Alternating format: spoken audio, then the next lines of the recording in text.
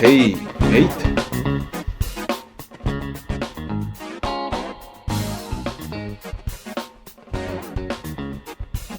네, 오늘은 날씨가 정말 좋네요. 화창합니다.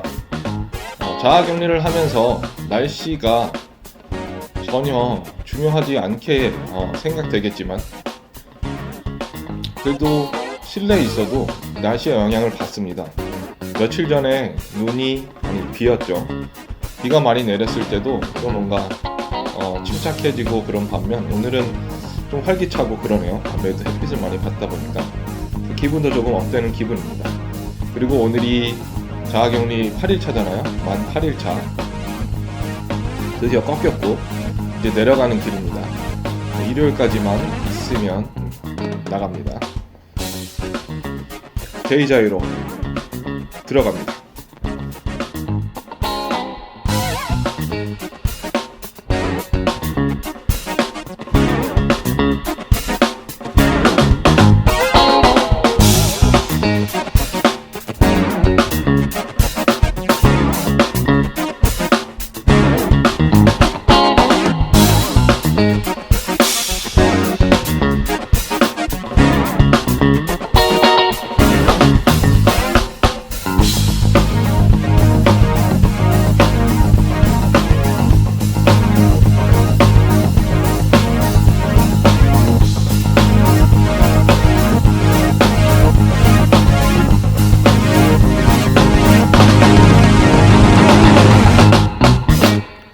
오늘은 제가 재미난 이야기를 하나 준비했습니다. 거북이와 토끼 이야기입니다. 옛날에 거북이와 토끼가 살았어요. 근데 이제 둘은 친구인데 토끼가 거북이에게 막 장난을 치고 싶은 거예요. 근데 이제 토끼가 거북이의 몸을 보니 이 꼬리가 있다는 거죠. 이 꼬리가 신기한 거예요. 자기 꼬리가 너무 다르니까. 토끼가 이제 거북이의 꼬리를 막 당기면서 야 이거 뭐야 이거 꼬리야? 왜 이렇게 생겼어? 야 이 꼬리야? 막 이러면서 막 귀찮게 잡아당기면서 이거 네 꼬리야? 막 이렇게 당기는 거예요. 거북이는 자신의 이 행동에 걸맞게 성격도 굉장히 여유롭고 또 말도 좀 천천히는 거북이가 하지마 라고 말하는 거예요. 토끼가 그 말 듣고 멈추겠어요? 안 멈추죠. 꼬리에서 이제 앞다리 있잖아요. 앞다리를 이제 막 당기면서 거북이한테 야 이건 네 앞다리야? 앞다리 왜 이래? 앞다리야? 이거 앞다리야? 막 이러면서 막 당기는 거예요. 그러니까 거북이가 하지마 라고 또 했어요. 토끼가 거기서 멈췄으면 좋았는데 이번에는 그 거북이 뒷다리 있잖아요. 뒷다리도 또 똑같이 하는 거예요. 이게 뭐야? 이게 뒷다리야? 야 이렇게 생겼어. 그래서 막 당기면서 이번엔 막 더 신나가지고 막 당기는 거예요. 아주 야 이게 뭐야? 하면서 팍 당기는데 다리가 그냥 쑥 빠진 거예요. 다리가 쑥 빠져버리니까 토끼가 깜짝 놀랐는데 거북이가 딱 그걸 보면서 하는 말이 그것 봐.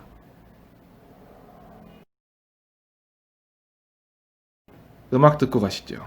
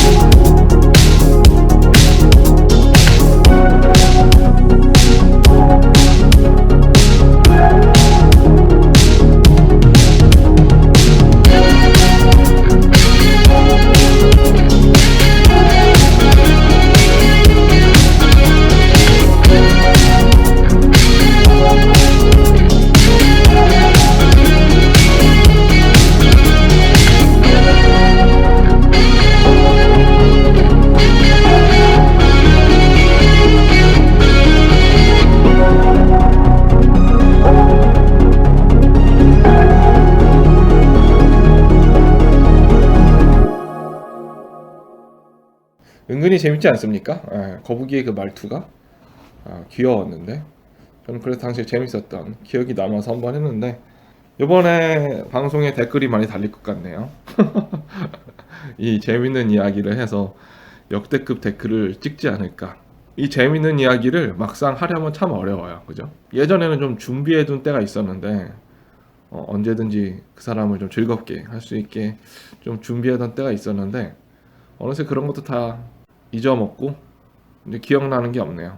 나중에 재미있는 얘기를 알게 되면 한 번 더 방송에서 들려드리도록 하겠습니다.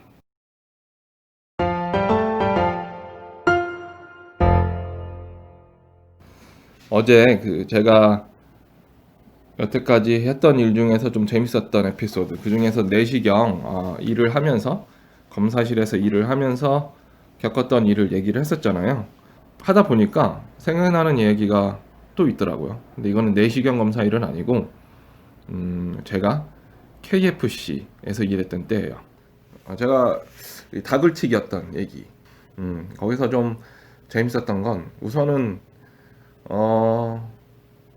가장 즐거웠던 것 중 하나가 거기서 일하는 이 직원 들이 같이 일하는 처음에 제가 첫날 일을 갔을 때 제가 그 푸드코트 내에서 있는 KFC 갔거든요. 그래서 그 이제 뒤로 직원들 공간에 들어가서 이제 음식을 만들고 뭐 이런 걸 하는 건데 그래서 딱 봤는데 직원 중에 한 명이 여자가 있는데 너무 예쁜 거예요. 가지고 한 첫눈에 보는 순간 뭐야 왜 이렇게 이뻐 왜 이렇게 뭐 이거 이뻐 말이 안 나올 정도로 예쁜 거예요. 그래서 눈도 엄청 컸는데 눈이 하도 커가지고 눈을 떴다 감는데 한 2, 3초 걸리는 것 같아요 진짜. 그리고 그게 다 보여. 그 안에 속눈썹도 길고 그래가지고 뭐야 근데 그 친구가 저 이제 음식 만드는 거나 이런 거를 되게 잘 알려줬었어요. 제가 하나도 만들 줄 모르니까 저 사수였던 거죠. 그래서 알려주고 친구 성격도 좀 뭔가 되게 샤이하거든요. 그래서 좀 뭔가 츤데레 같은 느낌. 그래서 되게 샤이해서 묻는 것만 답하고 막 그런데 속은 좀 따뜻한 뭐 그런 게 있어요. 그래서 되게 좋아했었는데 더 재밌는 거는 또 되게 예쁜 애가 한 명 또 있는 거예요. 근데 걔네가 자매야. 그리고 거기다가 걔네들이 우즈벡에서 온 친구들이었거든요. 그 해에 캐나다로 온 친구들일 거예요. 그러니까 우리가 흔히 우즈벡 가면은 뭐 김태희 밤매고 뭐 그런 얘기 많이 하잖아요. 그게 진짜 팩트로 증명되는 그 순간이었죠. 그래서 우즈베키스탄을 꼭 가보긴 해야 된다. 진짜 우리 리스트로 한번 올리긴 올려봐야겠다라고 생각이 드는 순간이었죠.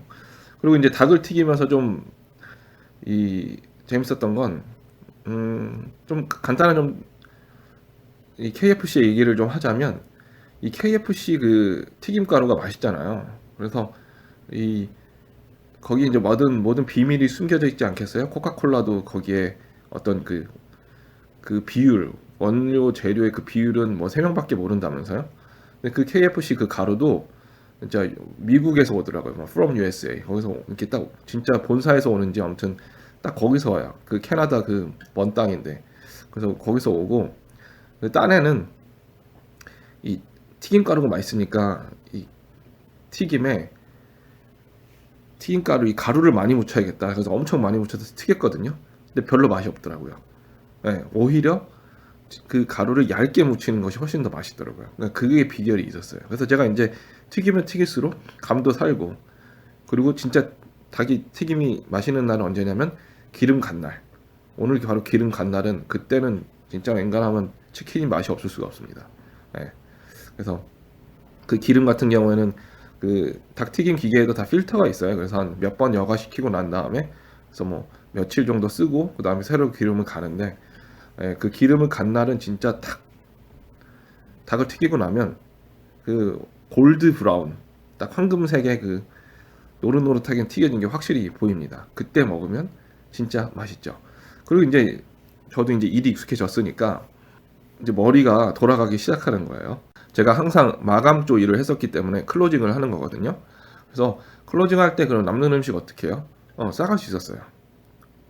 그래서 많이 싸갔었죠. 그래서 그게 이제 살림에 많이 보탬이 됐죠. 맛있잖아요, 다.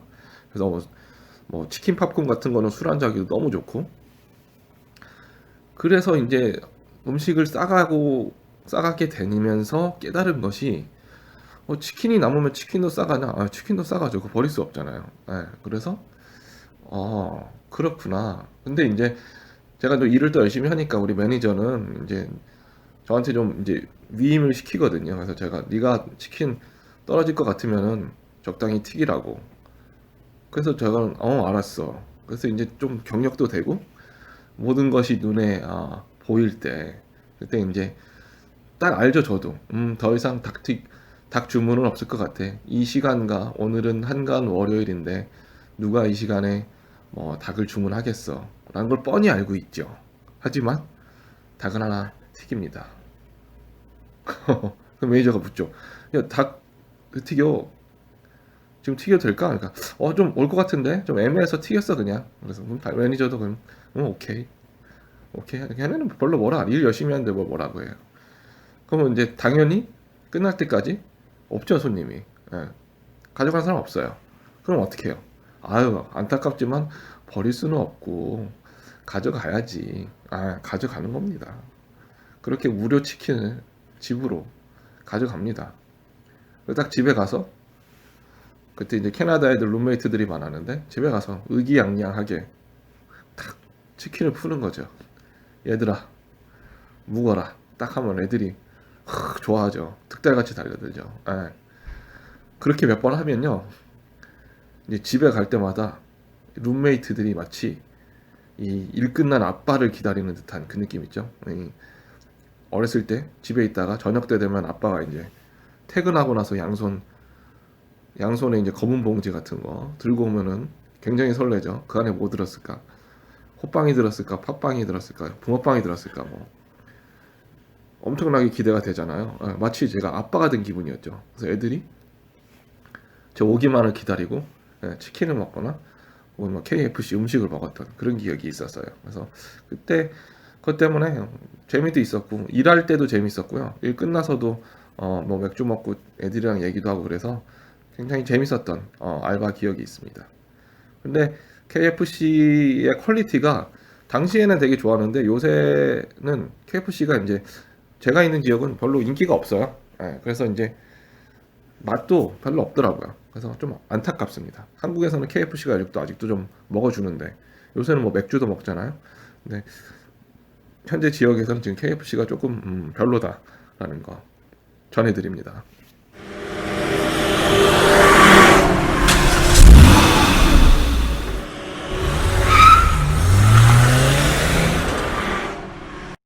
일을 했을 때 즐겁고 재미난 일만 생기는 건 아니죠. 힘든 일도 있어요. 그래서 제가 항공정비 일을 하면서 굉장히 위험했던 순간도 사실 있었거든요. 그래서 그 얘기도 한번 덧붙여 볼까 합니다. 때는 2018년 여름이네요. 제가 컬리지를 마치고 헬기 회사에 파견직 근무를 하게 되었어요. 그게 3개월 프로젝트 일인데 말 그대로 3개월만 일하는 거죠. 근데 그거는 어떤 일이냐 하면 헬기로 이제 숲에 있잖아요. 헬기로 그 숲에 농약을 뿌리는 일입니다. 그래서 어떤 일정 구역에 그에 맞는 농약을 뿌리는 일을 하는 거죠. 우리가 했던 거는 거의 제초제 같은 건데, 그래서 이제 이 계획적으로 여기에 이제 나무를 이렇게 더 이상 자라지 않게 하거나 여기는 이제 개발을 해야 되니까 나무를 좀 죽여야 될 때도 있고 뭐 그렇게 하겠죠. 그래서 거기에 이 페스티사이드라는 농약 같은 걸 페스티사이드라고 하거든요. 그거를 뿌리는 일이었어요. 헬기로. 그래서 헬기 밑에 특별한 스프레이 시스템을 다는 거였고, 그게 제가 있는 노바스코샤에서는 일을 많이 안 이루어졌는데 그 옆에 있는 주 뉴브런즈윅에 가서 다른 주에 가서 일하는 경우가 많았습니다. 그러니까 파견직이었던 거죠. 그 일의 70%가 파견을 나가서 그렇게 근무를 하는 거예요. 파견직의 장점은 페이가 굉장히 좋습니다. 그래서 제가 받았던 건 하루에 10시간 근무, 뭐 1시간을 하든 2시간 하든 10시간 근무를 쳐줬고, 그리고 밥 먹는 거 다 식비 따로 나왔고요. 그다음에 호텔이나 숙소 같은 거 2인 1실을 공짜로 쓸 수 있었어요. 그래서 그거를 제가 한 달 정도 파견을 나가서 근무를 했는데, 어쨌든 그 일을 이제 하면서 익숙해지고 거의 마지막일 때쯤이었어요. 이제 일이 어떻게 진행이 되냐면은, 이제 헬기가 있으면 헬기가 우리가 특수하게 제작한 트럭 지붕 위에 앉습니다. 그 트럭은 지붕이 이렇게 펼칠 수 있게 갖춰져 있는 건데, 큰 트럭이죠. 그리고 그 안에 물탱크, 그 다음에 헬기를 위한 연료 탱크, 그 다음에 농약 탱크, 이렇게 3개의 탱크가 있어요. 그래서 적절하게 물과 농약을 이렇게 섞고, 그 다음에 그 섞은 농약을 헬기 밑에 이제 스프레이 시스템에 거기 또 탱크에 채우는 거고, 또 헬기의 필요에 따라서 연료를 또 주입해야 되죠. 연료를 이제 보급해 주는 거예요. 그러면은 그 헬기는 그렇게 농약과 연료를 보급받고 그 숲으로 가서 이렇게 뿌리고 다시 돌아와서 또 똑같은 일을 계속 하는 겁니다. 근데 저는 제 역할은 거기서 그 농약 호스 있잖아요. 믹스가 된 농약을 그 헬기 밑에 스프레이 시스템에 호스를 제가 연결을 하는 일이었어요. 제가 연결하고 나면 이제 다른 친구가 그걸 이제 작동을 시켜서, 이 시스템을 작동시켜서 농약이 헬기 밑에 들어가는 거죠. 그리고 파일럿이 저한테 수신호를 주면 기름을 넣어달라는 뜻이거든요. 연료를. 그러면 또 이제 저는 연료 그 호스 있죠. 연료 호스 그 건에다가 이용해서 헬기에 이제 피얼링이라고 하죠. 연료를 넣는 거예요. 이제 그게 이제 거의 익숙해질 때쯤이고 일이 마무리될 때쯤이었어요. 사건은 그날 터졌습니다. 원래 항상 사건은 그런 식의 좀 마무리할 때 항상 조심해야 돼요. 어떤 거였냐면, 이제 헬기가 트럭 지붕 위에 앉았어요. 그러면 이제 파일럿이 사인을 줍니다. 호스 연결하라고. 그래서 우리는 그 사인을 봤어요. 그래서 제가 호스를 들고 계단을 탕탕탕 올라가서, 트럭 위에 계단이 또 있거든요. 탕탕탕 올라가서 헬기 밑에 그 농약 탱크에다가 호스를 연결한 거예요. 그러는 동안에 헬기의 프로펠러는 계속 돌고 있어요. 헬기 시동을 끄는 게 아니라 빨리빨리 진행을 하기 위해서 헬기가 프로펠러가 엄청 돌고 있어요. 시동이 걸린 상태죠. 근데 처음에 저도 좀 무서웠었는데 이제 하다 보면 익숙해져요. 그러니까 저는 바로 헬기 밑에, 그리고 바로 옆에 그렇게 있는 거예요. 헬기 바로 옆에 있는 거죠. 정확히 말하면 프로펠러 돌아가고. 그리고 이제 호스를 연결하고 저는 밑으로 내려옵니다. 그러면 이제 농약을 주입시키거든요. 근데 농약을 주입시키지는 않고 그렇게 호스만 연결된 상태였는데, 갑자기 어떤 이유에서인지 헬기가 뜨는 거예요. 네, 호스가 연결됐는데. 그래서 헬기가 딱 뜨는 동시에 저는 이거 뭔가 잘못됐구나. 저는 그리고 그때 위에 있었군요. 네. 제가 다시 생각해 보니까 호스를 연결하고 제가 무릎 꿇고 앉아 있어요. 그리고 농약이 주입이 다 되면 호스를 떼고 밑으로 내려오는 거죠. 근데 제가 연결하고 나서 무릎 꿇고 헬기 옆에 앉아 있는데 헬기가 다시 뜨는 거예요. 이런 적이 한 번도 없었죠. 그리고 이렇게 되면 안 되죠. 왜냐면 호스가 연결돼 있으니까. 그래서 헬기에 우리 다리 있죠. 땅에 착륙할 수 있게 다리 모양으로 되어 있는 게 스트럿이라 하는데, 그게 뜨더라고요. 허공에. 그래서 뭔가 잘못됐다 느껴서 바로 연결된 호스를 제거하려고 했어요. 그래야 헬기가 자유롭게 되니까 어쨌든. 근데 손을 뻗어서 그 밸브를 잠그고 제거하려는데 이게 좀 멀어진 거야. 또 다시 해가지고 이걸 제거하려고 하는데 그 사이 또 멀어져 있어요. 왜냐면 헬기는 이제 점점 올라가니까. 그래서 한 2번 정도 제가 그렇게 시도를 했다가 안 된다. 이거는 연결하지 못한다. 내려가야 돼. 그래서 제가 헐레벌떡 내려왔어요. 트럭 아래로. 그리고 헬기는 어떻게 됐냐면 헬기는 일단 떴죠. 근데 떴는데 호스의 길이가 정해져 있잖아요. 그래서 호스의 길이가 이제 탁 팽팽해지는 순간 헬기도 딱 멈춘 거죠. 예. 그렇게 되면 어떻게 했어요? 헬기가 이렇게 호스에 걸려 있으니까 흔들흔들 하겠죠. 흔들흔들 하면서는 그 프로펠러가 이 어디로 이제 움직이게 될지 모르잖아요. 그래서 지상에 있는 사람들 이렇게 칠 수도 있고. 그리고 알다시피 헬기에는 프로펠러가 두 개가 있어요. 이제 맨 위에 큰 거 하나, 그 다음에 꼬리 쪽에 하나 또 있잖아요.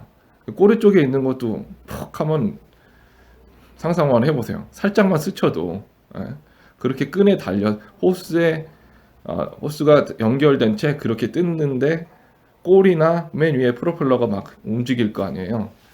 그런 상황이 펼쳐지는 거죠. 근데 갑작스럽게 벌어진 일이긴 했지만 그렇게 막 무섭고 막 떨리진 않았어요. 그냥 이거 뭔가 잘못됐다고 그냥 얼른 내려가고 이렇게 쭈그리고 있었거든요. 근데 그러는 사이에 이 프로펠러가 저를 사실 칠 수도 있었겠죠. 근데 이제 절정의 순간 더 이상 호스가 팽팽해지고 헬기도 조금 흔들하는 찰나에 갑자기 찍 소리가 나더라고요. 어떤 거였냐면 호스가 찢어져 버린 거예요. 그래서 헬기는 위로 올라갔어요. 그러니까 어떻게 보면은 굉장히 다행인 거죠. 그리고 다행이었던 것은 우리가 그 농약을 그때 호스만 연결한 상태고 그 안에 탱크에 주입하지 않았거든요. 그래서 헬기가 농약을 그 밑에 주입을 하고 연료까지 꽉 채운 상태에서 이륙하려면은 좀 힘들거든요. 되게 무거워요. 여러분 액체가 사실 굉장히 무겁잖아요. 근데 그런 걸 다 주입하고 난 다음에 이륙을 하려면은 엄청나게 이제 많은 힘이 필요한데 다행히 그 탱크가 비었기 때문에 그 헬기가 그 양력이라 하죠. 그 위로 뛸 수 있는 힘이 어느 정도 충분했던 거예요. 그래서 호스는 그 양력을 지탱 못하고 호스가 팍 찢어져 버린 거죠. 그래서 결론은 다행히 아무도 다친 사람은 없었지만 사고는 사고였죠. 제가 현장에 있었던 경험자죠. 경험자? 무슨 말이죠? 뭐죠?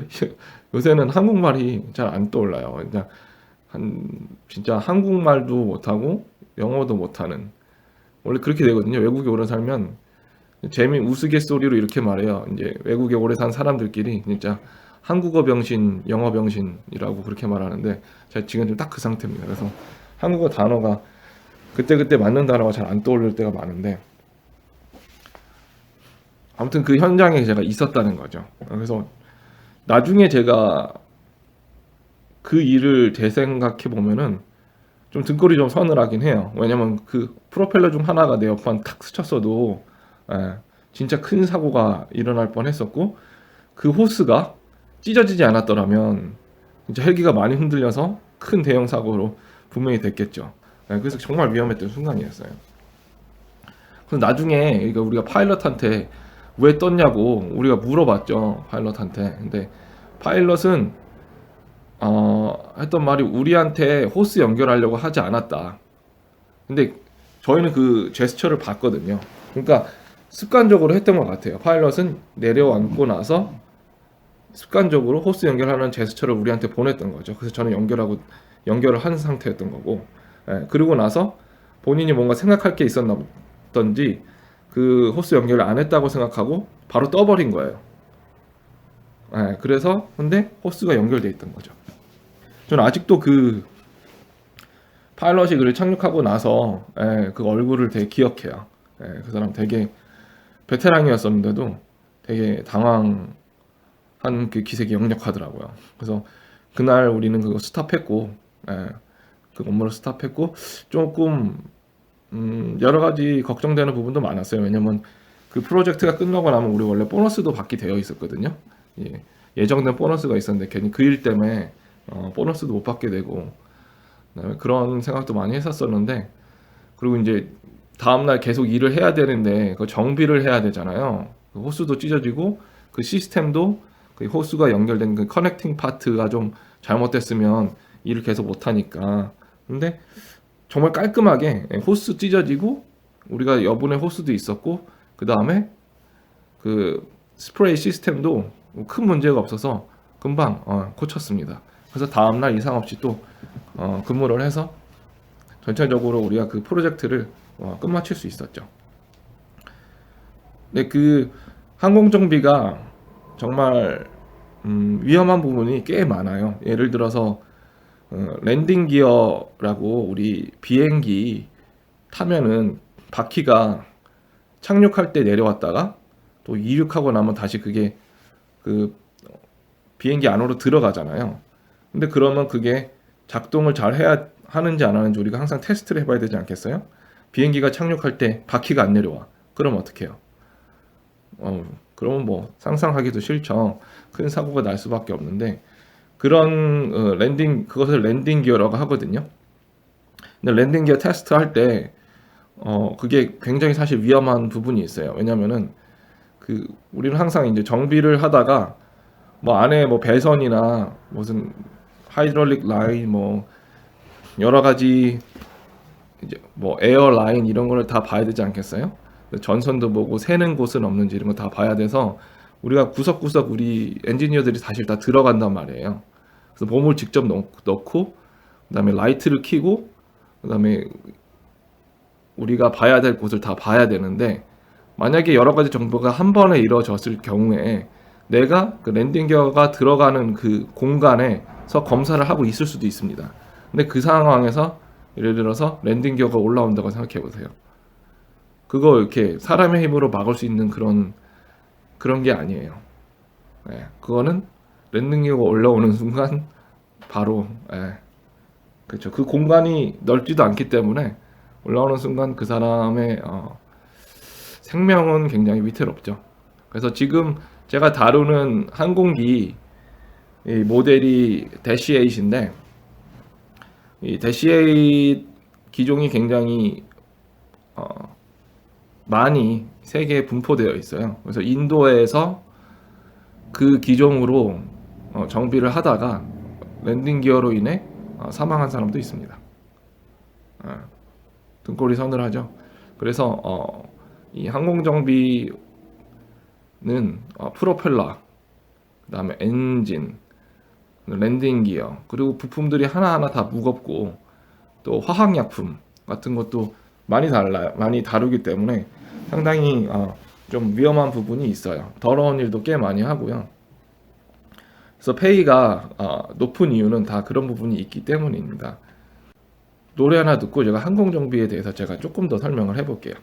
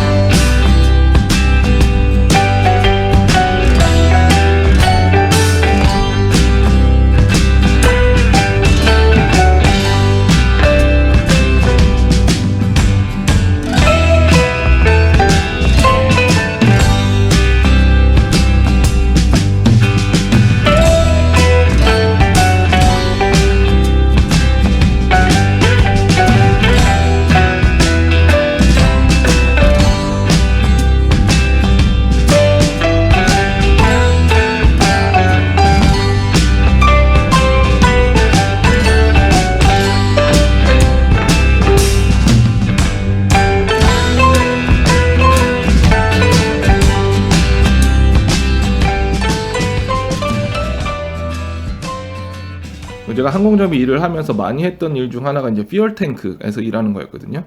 이 항공기의 fuel, 그러니까 연료는 대부분 거의 뭐 100% 99%가 그 항공기의 날개에 양쪽 날개에 연료 탱크가 있어요. 우리가 보면은 저 날개에 뭐 기껏해 얼마나 들어가겠나 생각하겠지만 굉장해요. 굉장히 그 공간이 넓습니다. 그래서 그 비행기의 날개 안이 빈 공간인데 양쪽 다 연료를 꽉꽉 채울 수 있어요. 그리고 오른쪽의 연료가 왼쪽으로 갈 수 있고 왼쪽의 연료가 오른쪽으로 갈 수 있습니다. 대부분이 그럴 거예요. 이거는 보통 큰 비행기가 그렇다는 뜻이에요. 작은 비행기는 좀 다를 수 있습니다. 근데 이제 연료 탱크, 그래서 제가 검사하거나 뭐 관련된 작업이 굉장히 많은데, 그러면 연료 탱크를 열어야 되지 않겠어요? 근데 이제 큰 비행기는 그럼 그 연료 탱크 안에 사람이 통째로 들어갈 수 있어요. 좀 작은 비행기는 머리만 조금 들어가는 경우도 있습니다. 근데 제가 지금 다루는 비행기는 한 80명 정도가 탈 수 있는 좀 작은 비행기예요. 상대적으로 아주 큰 비행기에 비하면.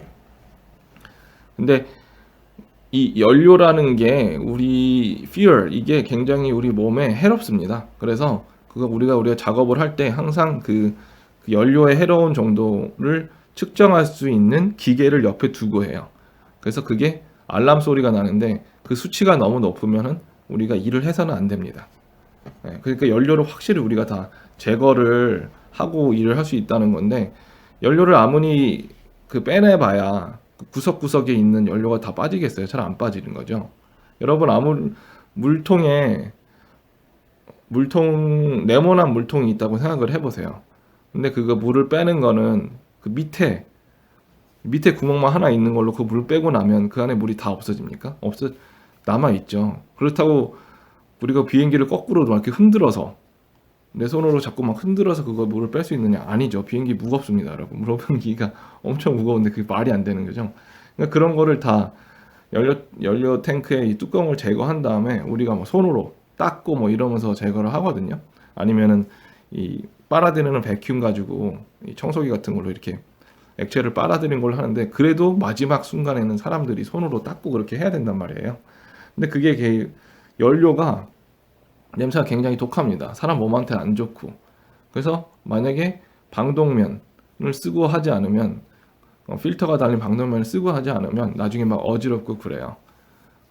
그리고 그 연료가 남은 정도에 따라서 우리는 때로는 이제 산소 같은 것도 공급하면서 작업을 할 때도 있어요. 이거 굉장히 불편하겠죠.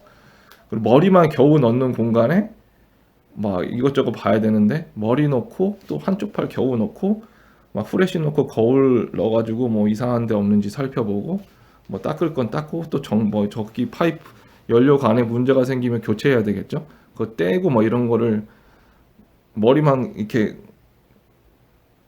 비행기에 앉아서 머리를 이렇게 쥐어받고 손 두 개 겨우 넣어서 한다고 생각을 해보세요. 쉽지 않죠.